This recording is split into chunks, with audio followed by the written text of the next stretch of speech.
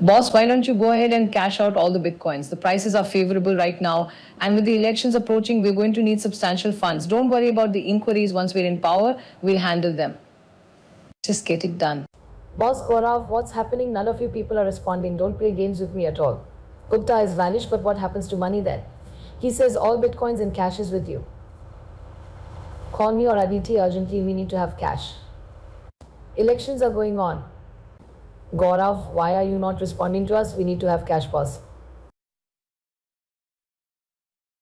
Boss, why don't you go ahead and cash out all the bitcoins? The prices are favorable right now, and with the elections approaching, we're going to need substantial funds. Don't worry about the inquiries. Once we're in power, we'll handle them. Just get it done. Boss Gaurav, what's happening? None of you people are responding. Don't play games with me at all. Gupta has vanished, but what happens to money then? He says all bitcoins and cash is with you. Call me or Aditi urgently. We need to have cash. Elections are going on. Gaurav, why are you not responding to us? We need to have cash, boss. त्यामुळे या कथित audio क्लिपमध्ये फक्त सुप्रिया सुळे यांचा आवाज येतोय. समोर जी गौरव नावाची व्यक्ती आहे त्यांचा आवाज आता आपल्या हाती उपलब्ध झालेला नाही. अर्थात ही कथित ऑडिओ क्लिप आहे. न्यूज 18 लोकमत या ऑडिओ क्लिपची पुष्टी करत नाही, पण याच्यात असं म्हटलं की तुम्ही सर्व बिटकॉइन काढून कॅश का घेत नाही. सध्याच्या किमती अनुकूल आहेत, निवडणुका जवळ येत आहेत, त्यामुळे आम्हाला मोठा निधी लागणार आहे. स्वतः सुप्रिया सुळे आपल्यासोबत जोडले गेले आहेत. सुप्रियाताई, या कथित ऑडिओ क्लिपच्या बद्दल तुमचं ट्विट तर आम्ही पाहिलं, पण यातल्या आवाजाबद्दल तुमचं काय म्हणणं आहे? तोही आवाज तुमचा नाहीये? हा, तुम्हीच ऐका ना. तुम्ही माझा रेग्युलरली आवाज ऐका. तुम्ही बघा, तुम्ही टेस्ट करून बघा. हास्यास्पद आहे, पण राजकारण इतकं गलिच्छ असेल आणि इतकी घाणेरडी पातळी सोडून भारतीय जनता पक्ष रडीचा डाव खेळेल असं मला कधीच वाटलं नव्हतं. पहिला मुद्दा. दुसरा, त्यांनी मला 5 प्रश्न विचारले. ते म्हणतील ती वेळ, ती म्हणतील ती जागा आणि ते म्हणतील ते चॅनल, तिथे माझी यायची आणि चर्चा करायची तयारी आहे. पहिला मुद्दा. दुसरा मुद्दा, मी ऑलरेडी सायबर क्राईमला ह्याची कंप्लेंट केलेली आहे, त्याची नोटीस मी ट्विट केलेली आहे. तिसरा मुद्दा की मी भारतीय जनता पक्षाला डेफमेशनची नोटीस पाठवते. बरं सुप्रियाताई, तुम्हाला नेमकं हे कळलं कधी की अशा प्रकारची एक ऑडिओ क्लिप आली आणि तुम्ही तातडीने रिस्पॉन्स झालात? तुम्हाला हे अतिशय गंभीर प्रकरण वाटतं? कारण उद्याला मतदान आहे महाराष्ट्रात. हो, ANI आहे. ANI ची बातमी माझ्यापर्यंत आली, त्याच्यावर मी सायबर क्राईम वर गेले. बर, जसं ते जे माजी IPS अधिकारी आहेत त्यांनी काही दावे केलेत, तसे तुम्ही काही दावे करू शकता? त्यांनी काही नावांचा उल्लेख केला, याच्यातल्या कोणाला तुम्ही ओळखता किंवा कधी तुम्ही बोललायत? कारण वारंवार सुधांशू त्रिवेदी यांनी याचबद्दल मागणी केली आहे. मी पुन्हा एकदा सुधांशू कुलकर्णींना त्रिवेदींना विनम्र आव्हान विनंती करते की प्रश्न 1, 2, 3, 4, 5 सगळे साफ खोटे आहेत आणि ते म्हणले सुप्रिया सुळेंनी बाहेर येऊन बोलावं. सुधांशू त्रिवेदी म्हणतील ती जागा, ते म्हणतील ती वेळ, ते म्हणतील ती फोरम, तिथे मी बसायला तयार आहे. ते म्हणतील तिथे माझी यायची तयारी आहे. त्यांनी मला सांगावं, मी उद्या पोचते माझं मतदान करू. पण असा अचानक का बरं विषय हा समोर आला असेल असं वाटतं तुम्हाला? याचं उत्तर तुमच्या प्रश्नातच माझं उत्तर आहे.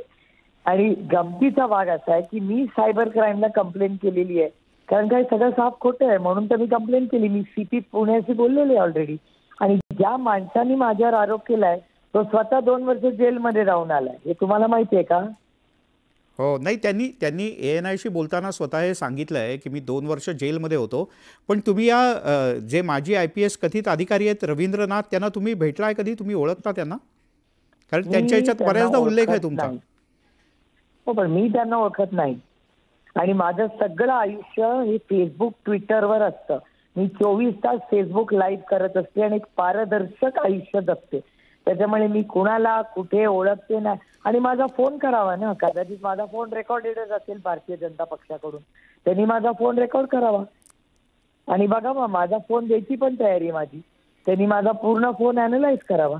बर सुप्रियाताई, बिटकॉइनमध्ये गुंतवणूक करायला आपल्या देशात मध्ये ते सगळं बेकायदेशीर ठरवण्यात आलं. तुम्ही गुंतवणूक आतापर्यंत याच्या आधी कधी केली होती बिटकॉइनमध्ये? कारण याच्यात बिटकॉइनच्या संदर्भातच सगळा उल्लेख आहे पुढचा. बिटकॉइनच्या सगळ्यात विरोधात पार्लमेंटमध्ये कोण बोललं असेल तर ती सुप्रिया सुळे बोलली. बर. On record in parliament of India. मी स्वतःच बोलले त्याच्या विरोधात. तर ज्याबद्दल मी विरोधात पार्लमेंटमध्ये बोली तर त्याला कसे उद्योग करीन. आणि सुप्रिया सुळे की सबसे बडी ताकद मेरी ईमानदारी आहे. त्याच्यामुळे असे फोल खोटे घाणेरडे गलिच्छ आरोप जे भारतीय जनता पक्ष करते, रडीचा डाव आहे, त्याच्यात तथ्य असतं. तुम्ही सायबर क्राईम मध्ये गेले असते का? डिफॉर्मेशनची नोटीस पाठवली असती का? मी उद्या नोटीस सकाळी पाठवणार आहे. माझ्या वकिलाशी बोलणं झालंय. बरं ताई, दोनच छोटे प्रश्न विचारतो.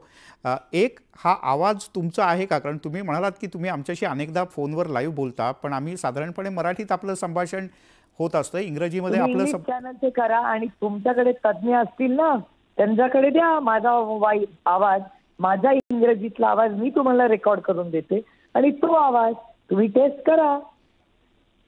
बरं, तुम्ही सायबर क्राईमकडेच फक्त तक्रार करणार? कारण पोलीस आयुक्तांचं नाव आलंय ते पुण्यातलेच आहेत, अमिताभ गुप्ता. तुम्ही त्यांच्याशी बोललात का? त्यांचं काय म्हणणं होतं आणि तुम्ही काय तक्रारीत म्हटलंय तुमच्या? त्यांना मी गेले 25 वर्ष ओळखते. अमिताभ गुप्ताची मुलं आणि माझी मुलं एका शाळेत शिकलेली आहेत. मी अनेक पोलीस ऑफिसरांना ओळखते आणि मी सगळ्यांबरोबर फोटो काढते आणि सगळ्यांबरोबर ते बाहेर टाकते. आता काही मी कुठलीच गोष्ट लपून करत नाही. आणि तुम्हाला माहिती आहे मी सोशल मीडियावर किती ऍक्टिव्ह असते. आज सकाळी एक मुंबईतलं मोठं प्रकरण झालं आणि आता दुपारनंतर ही ऑडिओ क्लिप आली. काय नेमका हेतू असावा याच्यात? आता तुमच्या प्रश्नातच माझं उत्तर आहे. सांगा ना ताई. मला एक मिनिट विचार करून सांगा, जर याच्यात काही तथ्य असतं तर मी सायबर क्राईम मध्ये गेले असते का? मी डेफॉर्मेशनची नोटीस पाठवली असती का? किती हास्यास्पद आहे आणि गलिच्छ आहे. म्हणजे किती खोटं भारतीय जनता पक्षाने करावं ह्याला पण काही लिमिट असावी. आणि मी पुन्हा सांगते, त्यांनी सांगितलंय सुप्रिया सुळेंनी बाहेर येऊन बोलावं. मी पुन्हा सांगते भारतीय जनता पक्षाला, ते म्हणतील ती वेळ, ते म्हणतील ती चॅनल आणि ते म्हणतील ते शहर, माझी याची तयारी आहे. ठीक आहे.